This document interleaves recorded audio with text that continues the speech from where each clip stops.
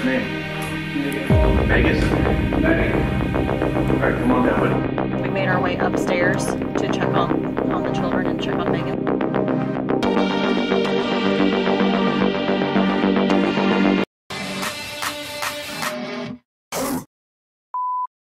En 2019, toute une famille va disparaître dans leur belle maison aux États-Unis, avec les enfants Alec, 13 ans, Tyler, 11 ans et Zoé, 4 ans, ainsi que leur mère Megan, 42 ans, et leur père Anthony. Mais que s'est-il passé dans cette famille américaine que les voisins qualifient de famille modèle? Allez, c'est parti! Tout commence avec le grand-père de cette famille, Papy Robert, qui est pour le moins dérangé psychologiquement. En effet, vous allez voir. Robert Todd, lui, il a été arrêté en juillet 1980 et accusé d'avoir embauché un de ses anciens étudiants pour tirer et tuer sur sa femme Loretta, afin, vous vous en doutez, et comme d'habitude, d'épouser sa maîtresse. Son fils Anthony Todd n'avait que 4 ans à l'époque et a été témoin de l'attaque contre sa mère. Et on se doute bien des séquelles et des dégâts psychologiques malheureusement sur un petit enfant de cet âge à 4 ans. Le meurtrier, son père, avait ordonné de ne pas faire de mal aux autres membres de la famille, juste tuer Loretta pour donc se débarrasser d'elle. Il n'a donc pas été fait de mal au petit Anthony, 4 ans. Mais si, comme on l'a dit plus haut, il a eu de gros dégâts psychologiques, que va-t-il se passer par la suite? En tous les cas, rassurez-vous, la mère Loretta a survécu à la balle qu'elle a reçue dans la tête et elle s'est remariée, continuant ainsi sa nouvelle vie de famille avec le petit Anthony, sans ce père meurtrier qui séjourne en prison. C'est donc ainsi qu'Anthony va démarrer tristement sa vie, puis il va grandir. Il va faire de belles études en physiothérapie à l'université. La physiothérapie est la thérapie avec des outils de guérison très naturels comme l'air, l'eau et la lumière. Pendant ses études, Anthony va rencontrer Megan. Ils ont tous les deux les mêmes passions et les attendent dans la vie. Ils vont très vite tomber amoureux. Megan, elle poursuit donc aussi des études dans la physiothérapie et donne des cours de yoga. Et les deux vont, comme je vous l'ai dit, très vite tomber amoureux et se marier. Le couple va travailler ensemble dans leur propre clinique de physiothérapie, ce qui était la suite logique au vu de leurs études. Quoi de mieux que de travailler ensemble amoureux et de concert? Et un bonheur n'arrive ici jamais seul. Ils vont avoir 3 enfants, Alec, Tyler et Zoé. Megan est ensuite devenue une mère au foyer pour s'occuper de ses enfants à plein temps, tandis qu'Anthony, lui, va continuer à gérer leur clinique de physiothérapie. La famille était bien connue des voisins et les enfants Todd étaient encouragés à s'impliquer dans les arts, la musique et le sport. Anthony, le père, a souvent fait du bénévolat en tant qu'entraîneur de football pour les jeunes et il va également travailler avec des enfants handicapés. C'est vraiment le père et le mari idéal, il est énormément à l'écoute de sa femme, de ses enfants et de sa famille. En 2017, selon Anthony, toute la famille va partir en voyage à Disney World et ils vont adorer. Quoi de mieux pour faire plaisir à ses enfants et la possibilité aux parents de se détendre? Malheureusement, dira Anthony, Megan va contracter la maladie de Lyme après une morsure de tique lors de ce voyage. La maladie de Lyme ou borréliose de Lyme est une infection souvent avec des symptômes, mais dans certains cas, cette maladie peut être extrêmement invalidante. Douleur articulaire durable, paralysie partielle des membres et comme je viens juste de le dire, ça dure sur des mois, voire des années, voire à vie. Leur maman, souffrant de douleur, se sent comme diminuée car non alerte et efficace dans sa vie de tous les jours et va souffrir ensuite d'épisodes de dépression. Elle va devenir de plus en plus réservée et isolée et sa famille attribue ça donc à sa dépression. Tout le monde pense alors, comme je viens de le dire, que c'est à cause de sa maladie de Lyme qui la diminue physiquement. Et moi là, je pense à 2 choses. Déjà, abonne-toi, c'est le moment si tu ne l'as pas encore fait et tu peux faire un tour dans ma boutique sous la vidéo. Reprenons. Après avoir tous vécu dans le Connecticut pendant plusieurs années, La famille Todd a déménagé à Celebration, en Floride, près de Disney World. Eh ben oui, car ils adorent Disney et le père a eu cette idée, leur offrir une superbe maison avec piscine, plus proche de Disney et ainsi ils pourront y aller tout le temps. Anthony, lui, il pense que c'est un nouveau départ dans cette belle maison et que ça va faire du bien à sa femme et combler de bonheur ses enfants, comme je viens de vous le dire, parce que c'est près de Disney World, quitte à faire d'incroyables sacrifices, car Anthony continuera d'aller à la clinique qui se trouve à 2300 km de la maison.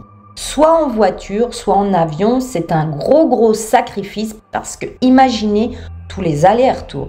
Anthony donc va continuer à travailler dans le Connecticut à la clinique et va donc devoir dormir sur place à l'hôtel ou parfois même dans son bureau pour s'éviter trop d'allers et retours. Toutefois, il aura à cœur d'être avec sa famille chaque semaine et rentrera tous les week-ends. Sachant, comme je vous l'ai dit et je vous le répète, que la clinique est à 2300 km de la maison. Tous les deux, ils étaient très actifs dans leur communauté. Mais là, les Todd vont totalement se retirer de leur côté social. Ils ne vont plus être impliqués avec leurs voisins à Celebration. Ils restent chez eux, dans leur belle maison et ne sortent pas. Ils n'ont pas du tout le même style de vie. Toute la famille vit retranchée dans la maison, en dehors des obligations de déposer les enfants à l'école et du père qui fait ses allers-retours pour travailler. Eux, les enfants, ils vivent leur vie. La jeune Zoé, 4 ans, est une petite fille curieuse et énergique, tandis que ses frères Tyler, 11 ans, et Alec, 13 ans, jouent tous les deux du piano et aiment lire des livres. Mais, en 2019, Anthony va totalement changer physiquement et rapidement. Il va prendre énormément de poids et malheureusement va recevoir un diagnostic de diabète. Mais là, c'est le début du drame. En avril 2019, les administrations fiscales vont découvrir qu'Anthony facturait aux patients des soins qu'il n'avait jamais reçus. Comprenez là, par exemple, pour vous expliquer, que ses clients, par exemple, faisaient 6 séances de physiothérapie et lui, il en facturait 10. Leurs clients faisaient confiance et cette technique faisait une véritable arnaque d'argent, alors qu'à la base, leur entreprise, leur clinique de physiothérapie était sérieuse. Une enquête s'en est suivie qui a révélé qu'Anthony donc utilisait l'argent volé pour payer la maison familiale à Celebration ainsi que de nombreux voyages à Disney World pour ses enfants.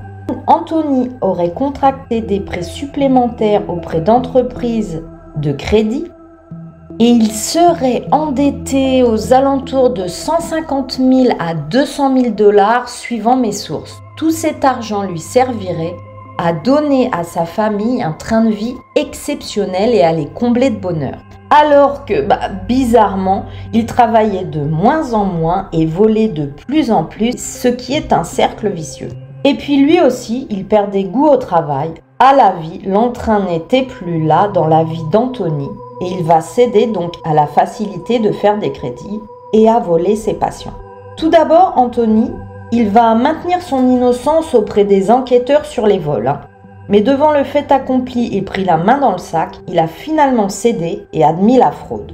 À noter que les enquêteurs pensent que Meghan et les enfants n'avaient aucune idée de ces vols, donc de cette fraude, et qu'ils n'étaient pas du tout impliqués dans cette arnaque. De retour à la maison, Anthony racontait ce qu'il voulait de sa vie de bureau à 2300 km de là, et donc maintenait l'illusion d'une vie parfaite, harmonieuse en tout point. Puis, début décembre 2019, alors que tout semblait aller bien dans cette vie de famille, plus de nouvelles d'aucune personne de la famille. Silence radio. Au début, personne ne s'inquiète car déjà les voisins ne sont pas investis dans leur vie comme je vous l'ai dit et la famille de Meghan est bien trop loin. Et malgré ces problèmes d'argent que nous savons d'Anthony, il a dit à la famille de Meghan qu'il partait en vacances. Donc voici des nouvelles pour la famille de Meghan. Mais il va rajouter à la famille de Meghan: ne nous envoyez pas de messages, ne nous téléphonez pas pendant les vacances, nous voulons rester seuls et nous ne répondrons pas. Donc 10 ans plus tard à la famille qu'il ne fallait pas leur écrire. Puis la famille de Meghan va recevoir des messages plutôt bizarres disant que toute la famille était malade et ne pouvait plus du tout écrire ou téléphoner. À partir de mi-décembre, alors là, les proches de Megan sont de plus en plus inquiets. La famille va demander à la police d'effectuer un contrôle de bien-être le 29 décembre, car elle ne reçoit plus aucune réponse de Megan sur son téléphone. Noël arrive, pas de nouvelles. Mais les policiers vont sonner, et là je ne comprends pas. Personne ne va venir ouvrir et eux ils vont repartir. Alors que les gars, le but c'était justement qu'on ouvre la porte et que si on n'ouvre pas la porte, vous trouvez que c'est grave et vous la défoncez, vous allez voir ce qui se passe. Noël arrive, toujours pas de nouvelles. Jour de l'an passe, aucune nouvelle de la famille Todd. Et Megan est toujours silencieuse sur son téléphone et les réseaux. Puis, un avis d'expulsion a été mis sur la porte, car Anthony ne paye plus les loyers depuis plusieurs semaines.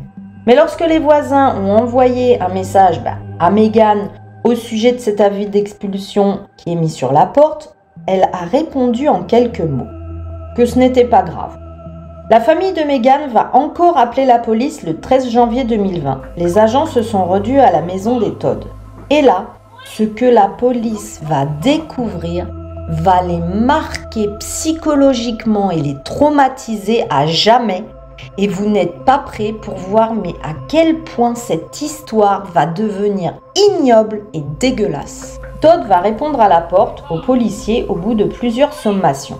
Il est tremblant, il transpire, il semble négligé, comme totalement hébété. Il a marmonné que ses enfants étaient en soirée pyjama à l'étage, a dit que sa femme dormait également à l'étage de la maison. Donc tout va bien. Pourtant, la maison semble comme figée, pas entretenue, et Anthony est vraiment mal, comme prêt à faire un malaise. Toutefois, il reste poli, doux envers la police. Soudain, il va même appeler sa femme d'en bas vers l'étage pour qu'il réponde. Voyez ça en vidéo. What's your wife's name? Megan. Megan? Medic. Megan? Medic. Megan? Medic. Mais la police est perplexe et la famille a bien insisté sur le nombre de jours sans nouvelles. Il y a un truc qui cloche et en plus il y a une odeur extrêmement nauséabonde dans la maison qui pique le nez des policiers. Anthony transpire de plus en plus et il a du mal à respirer. Les policiers vont soudain monter à l'étage pour aller voir la mère et les enfants et voir si tout va bien. Et malheureusement, ils vont trouver un premier corps en état de décomposition. Je vous mets encore la vidéo. We made our way upstairs to check on the children and check on Megan. The master bedroom door was open. Yeah, locked door. Megan.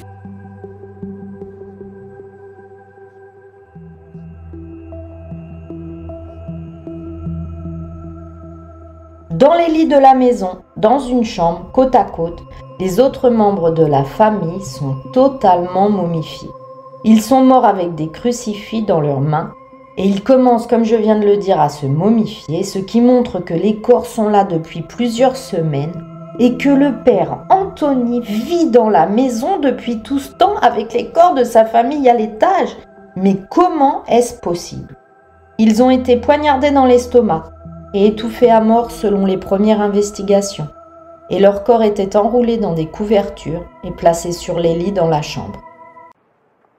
À savoir, je vais vous dire la suite en détail. Pour les plus sensibles, scrollez 1 minute plus loin parce que là, je m'apprête à vous dire des choses encore plus horribles. Zoé était décomposée au point que les autorités n'ont d'abord pas su la trouver. Jusqu'à ce qu'elles examinent le cadavre de Megan, la mère, plus en détail, et voient le corps de Zoé sous elle, tout rabougri. Le chien de la famille, Brizzy, était allongé mort sur le sol, dans sa panière, dans la chambre principale. Les victimes, à l'exception de Zoé, avaient des coups de couteau, et toutes avaient des quantités dangereusement élevées de Benadryl dans leur système. Les bouteilles ont d'ailleurs été trouvées dans la maison. Anthony lui-même avait consommé une grande quantité de Benadryl dans ce qu'il prétendra être une énième tentative de suicide. Anthony a affirmé qu'il était incapable de se rappeler les événements des meurtres. Il avait comme un burn-out un trou noir. Puis il va enfin avouer les meurtres, mais va se rétracter en disant qu'il avait témoigné alors lors de sa première confession sous contrainte et peur de la police. Il a finalement raconté une histoire sur son retour à la maison familiale de vacances pour chercher un collier Mickey Mouse en argent manquant à Zoé et que sa femme a totalement dérapé. Et oui, parce que, accrochez-vous maintenant, Anthony va affirmer que tout est de la faute de sa femme. Anthony Todd a affirmé que Megan, qui avait souffert de sa santé, était devenue obsédée par l'idée de la réincarnation. Todd a dit qu'elle voulait qu'il fasse, elle et lui, un pacte de suicide collectif parce qu'elle croyait que c'était l'apocalypse et que pour les protéger, il valait mieux qu'ils meurent tous et que comme ça, ils auraient un bon karma familial. Ils seraient plus tard récompensés par une vie et un salut meilleur s'ils donnaient leur vie eux-mêmes. Et c'est totalement fou parce qu'il va dire que Megan et lui s'étaient assis dans la maison, avaient parlé aux enfants de leur mort imminente. Todd a dit à la police qu'ils avaient dit « Nous voulons mourir avec vous ». Ils étaient donc décidés de le faire sur les conseils de Megan, disait-il. Donc ce n'est pas de sa faute. Mais même si c'était le cas, alors pourquoi Anthony Todd était toujours en vie puisqu'ils devaient tous mourir ensemble? Finalement, il va dire que sous la contrainte de Megan, il a étouffé Zoé 4 ans avec un oreiller, puis l'a poignardé et étouffé ses jeunes fils. Megan s'était prétendument tout d'un coup poignardée elle-même dans l'abdomen et aurait bu des médicaments, alors qu'elle est poignardée. Mais comme elle n'est pas morte, elle avait supplié son mari de l'aider. Il l'a étouffée avec un oreiller. Bah oui, parce que Todd, il est toujours prêt à rendre service à sa femme. Todd a mis alors leur corps dans la chambre à coucher, enroulé dans des couvertures, mais il ne va pas rejoindre le groupe dans l'au-delà. Il avait du Benadryl dans son système, mais il a dit qu'il était incapable de se poignarder comme sa femme. Il a admis qu'il était sorti chercher de l'alcool et vérifier le courrier. Alors, je sais bien que tous les chemins mènent à Rome, mais lui perd pas le nord. Il va relever le courrier, chercher à boire et il ira même au McDo, dira-t-il plusieurs fois, pour voir de la nourriture facile pour se restaurer. Et pendant ces jours-là, il dira qu'il a tenté plusieurs fois de mettre fin à ses jours sans succès. Anthony Todd a été arrêté et accusé de 4 chefs d'accusation de meurtre au premier degré et d'un chef d'accusation de cruauté envers les animaux. Soudain et encore, sa version des événements va changer. Il a dit qu'il était en fait rentré chez lui pour découvrir que Megan avait tué tous les enfants alors qu'il n'était pas là, en truffant leur tarte au pudding avec du Benadryl puis en les poignardant. Il va dire que quand il a vu ça, mais il est devenu totalement fou et désespéré des meurtres de sa femme et que d'un coup devant lui, elle va se poignarder dans l'estomac et puis qu'elle est morte devant lui. Ces récits changent tout le temps et sont de plus en plus fous et théâtraux. Mais revenons à cette affaire. Ce cas va être appelé par les médias Disney Dad car il emmenait souvent ses enfants à Disney et leur achetait plein de jouets et de produits à l'effigie Disney. Il fera la une des journaux à travers tous les États-Unis tant cette affaire est, comme je vous l'ai dit, ignoble et incroyable. Et le pire, c'est qu'il va charger la femme au passage de tous les faits. Les avocats d'Anthony Todd ont formulé une enquête pour supprimer ses aveux précédents et faire référence à sa fraude présumée et toute mention de son changement d'attitude et sa prise de poids. Cela ne lui donne pas une bonne image au Todd. Les aveux ont été autorisés en tant que preuve et ont été présentés au jury lors du procès où Anthony Todd a plaidé non coupable. Il a pris position et a insisté sur le fait que Megan, sa femme, était la tueuse.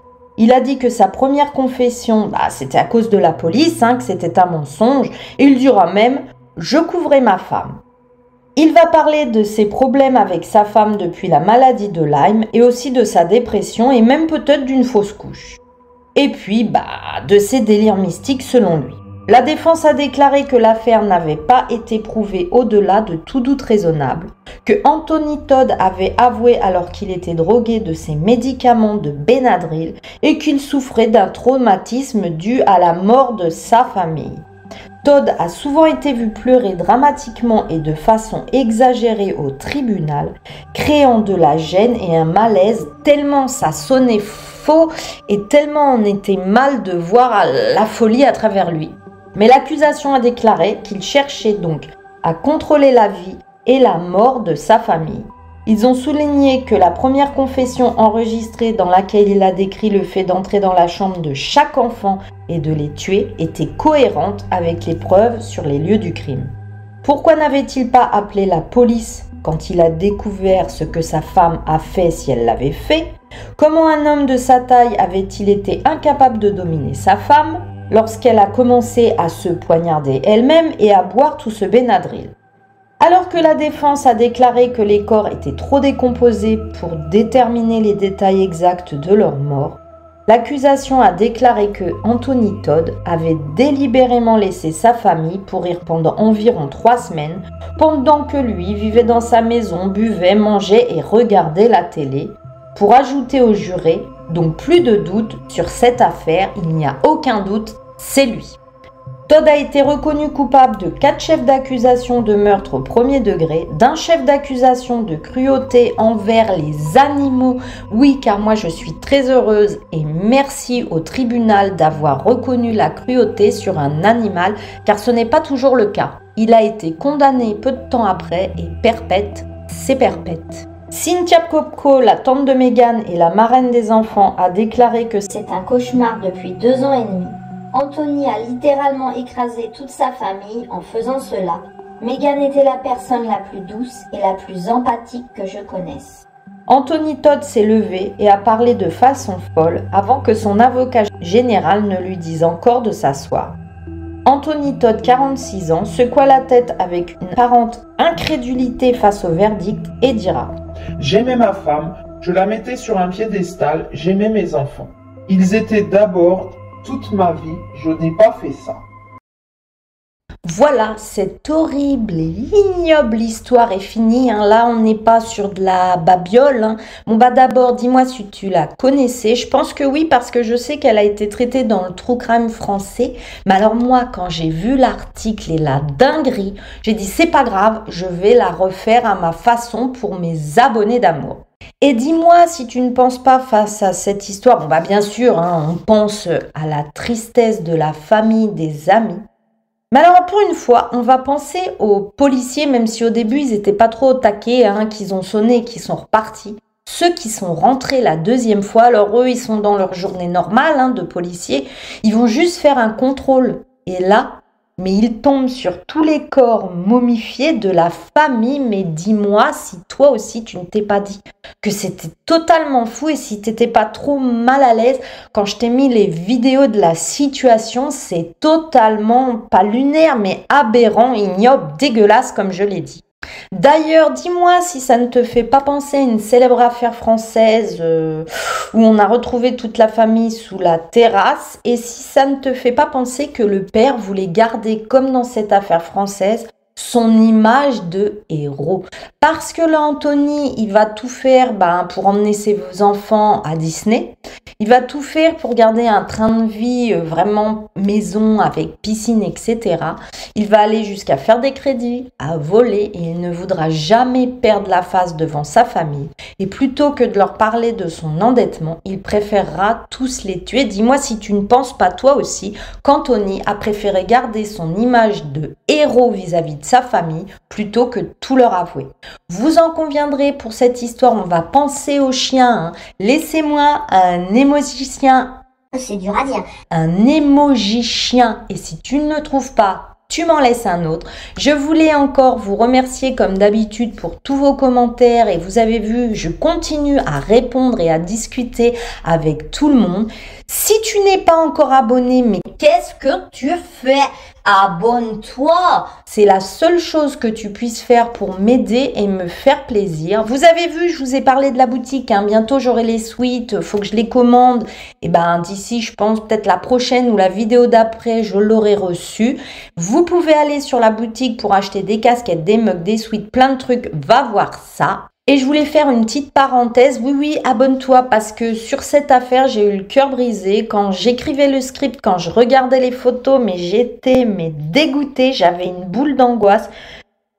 Tellement, le fait que le père tue ses enfants et sa femme, ça déjà c'était dur. Mais de l'imaginer vivre des semaines dans la maison, là non, c'était trop pour moi. Donc Il faut du courage, hein, donc abonne-toi, j'y reviens encore. Hein. En tous les cas, si tu rentres de voyage et que ton mari ou ta femme te propose de manger du pudding, de 1, pense à regarder derrière toi et fais tester ton pudding avant de le manger.